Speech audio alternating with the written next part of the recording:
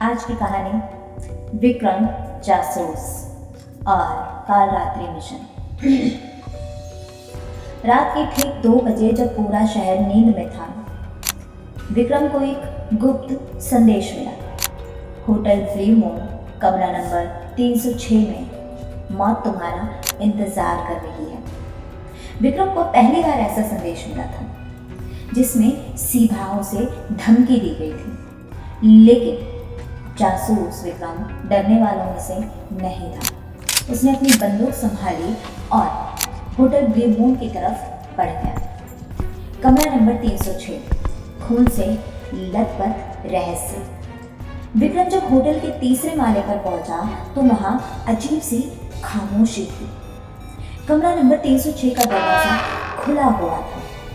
अंदर का नजारा देखकर विक्रम ही चौंक गया। कमरे के फर्श पर खून बिखरा हुआ था और दीवार पर खून से लिखा था, तुम्हें भी मरना होगा। विक्रम ने जल्दी से कमरे की तलाशी ली, लेकिन वहां कोई नहीं था। अचानक उसे खिड़की से परछाई कूदती हुई दिखाई। विक्रम ने तुरंत पीछा किया। ब्लैक मास्क एक खौफनाक दुश्मन। परछाई भागकर एक अंधेरी गली में जाकर गायब हो गई। जैसे ही विक्रम उस गली में घुसा, एक झटके में उसकी गर्दन पर ठंडी बंदूक टिक गई। तुम बहुत चालाक हो विक्रम, लेकिन इस बार मौत तुम्हारे लिए खेल तैयार कर चुकी है।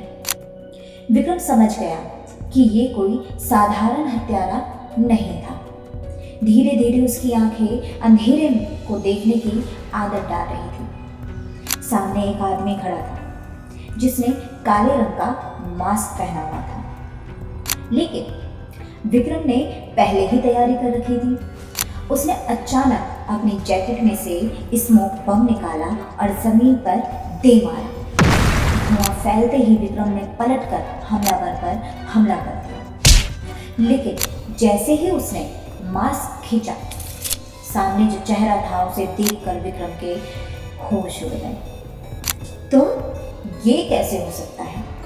गायब हुआ मृत व्यक्ति कौन था असली दुश्मन? विक्रम जिस शख्स को पकड़ चुका था वो कोई और नहीं बल्कि रोहित सक्सेना था, जो 3 साल पहले मरा हुआ पाया गया था।